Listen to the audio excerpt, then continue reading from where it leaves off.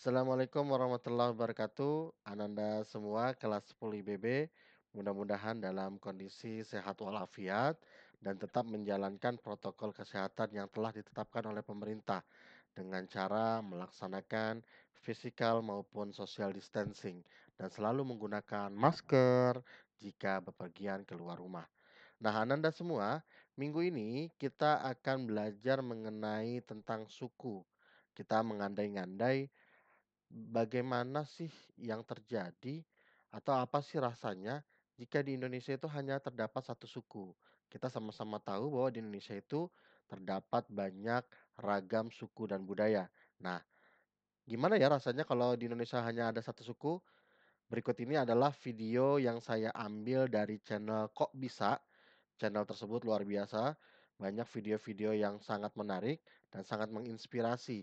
Jika Ananda tertarik, silakan Ananda membuka channel Kok Bisa, subscribe, dukung agar yang membuat channel tersebut terus melaksanakan kreativitas dalam mencerdaskan kehidupan bangsa.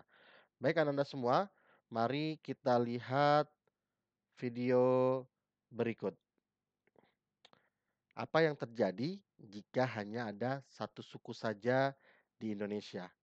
Namun sebelumnya, Ananda silakan menyiapkan buku dan alat tulis karena saat video saya putar, Ananda saya tugaskan untuk membuat resume dari video tersebut. Bagaimana? Sudah siap? Saya putar.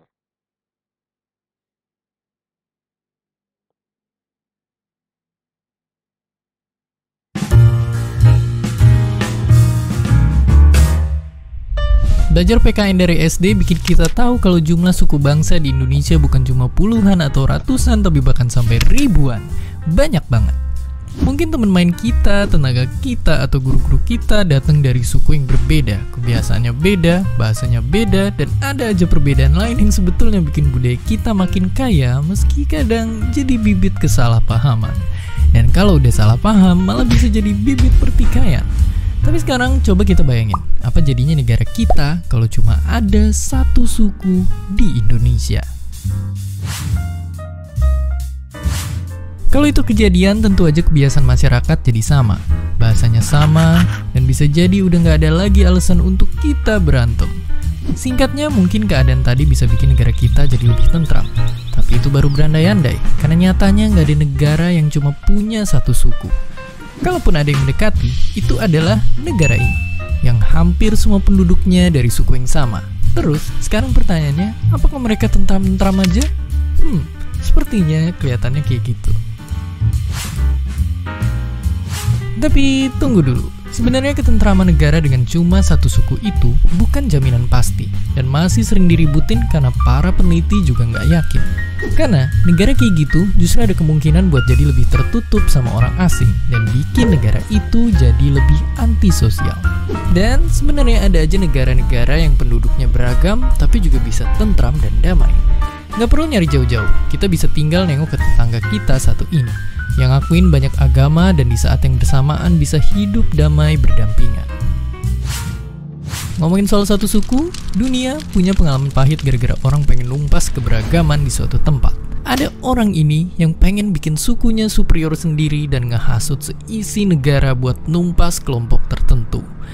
Dan itu gak cuma sekali kejadian, banyak kelompok lainnya di dunia yang berusaha ngilangin kelompok suku lainnya. Dan semuanya sama, semua disulut sama bensin bernama cerita-cerita kebencian yang disebarkan ke banyak orang. Kalau udah gitu, lewat satu api kecil aja semua bakal terbakar. Dan pastinya itu nggak boleh terjadi lagi. Sekarang, ayo kita lihat ke negara kita sendiri.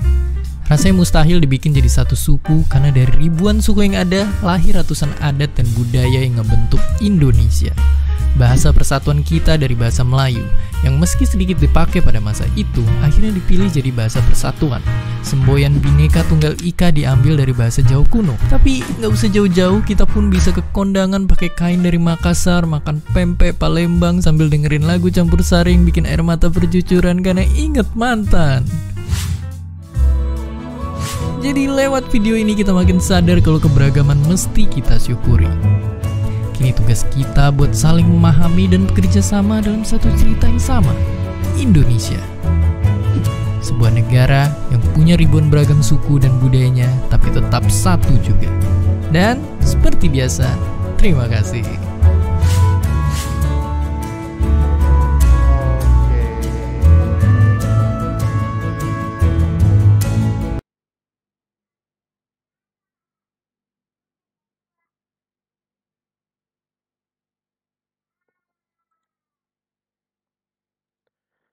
Ya, itulah video yang tadi saya putarkan yang berasal dari channel Kok Bisa. Sungguh inspiratif sekali. Nah, Ananda, selain resume yang sudah saya tugaskan tentang video tadi, Ananda saya berikan satu pertanyaan saja yang simple, yang sederhana.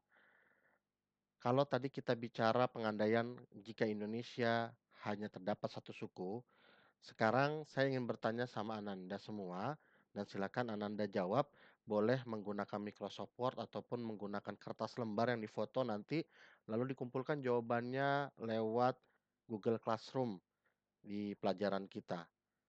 Pertanyaannya adalah, apakah yang Ananda rasakan, baik positif maupun negatif, secara langsung keseharian dengan kondisi beragamnya budaya di Indonesia?